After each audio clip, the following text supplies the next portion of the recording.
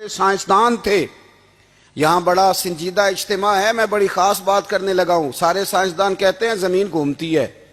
اعلیٰ حضرت نے اتنی موٹی کتاب لکھی ہے زمین ساکن ہے. فرماتے تھے ہم جیسے مرضی سائنسدان کہیں گے آپ نے دلائل دی ہیں.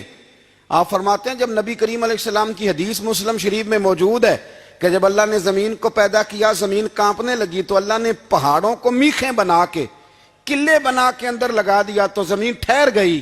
فرمانے لگے جب مصطفیٰ کریم نے کہہ دیا ٹھہر گئی ہے تو سارے سائنسدان بھی کہیں تو ہم ماننے کو تیار نہیں کہ گھومتی ہے.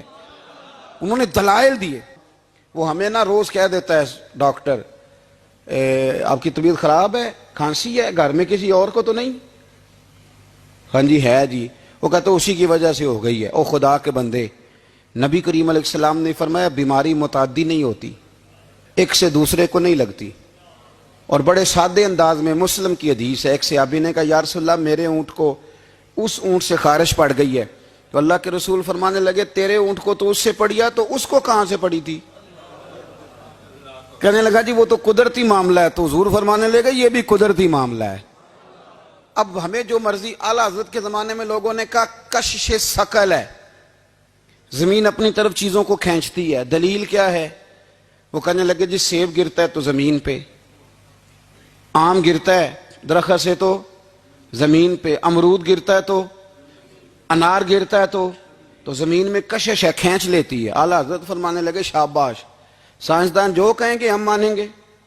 فرمانے لگے زمین نے آدھا کلو کا سیب کھینچ لیا ہے, 1.5 پاؤ کا انار کھینچ لیا ہے, پر ہم نے غبارے میں 1.5 چھٹانگ ہوا بھر دیا, وہ تو زمین سے کھینچا نہیں گیا.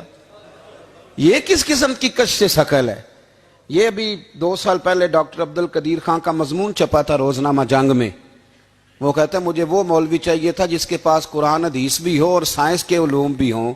کہتا میں نے زمانے کے دروازے کھٹکھٹائے, پھر میں پہنچا بریلی کے امام کے پاس, اور کہتا ہے وہاں جا کے نہ میں ٹھہر گیا ہوں, اس لیے کہ مجھے قرآن و سنت کا نور بھی ملا ہے اور مجھے سائنس کے رموز بھی ملے ہیں. یہ واحد شخص ہے جو دین کو سائنس کا پابند نہیں کرتا بلکہ سائنس کو مدینے والے کا غلام بناتا ہے, مدینے والے کا غلام بناتے ہیں. تو اعلیٰ حضرت فرمانے لگے عجیب فلسفہ ہے نا جی, آم کھینچ لیا اس نے, سیب کھینچ لیا, امرود کھینچ لیا, پر اس سے 1.5 چھٹانگ والا غبارہ. تو لوگوں نے کہا حضور پھر مسئلہ کیا ہے؟ آپ فرمانے لگے مسئلہ یہ ہے کہ ہر چیز اپنی اصل کی طرف لوٹ جاتی ہے. ہر چیز اپنی, سیب امرود انار زمین سے پیدا ہوتے ہیں تو زمین پہ گرتے ہیں.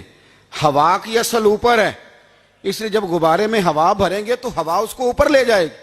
ہاں جب اس سے ہوا نکل جائے گی تو پھر غبارہ جو جس کی اصل ہوتی ہے ادھر لوٹ جاتا ہے. انسان مٹی سے بنا ہے تو جاتا کہاں ہے؟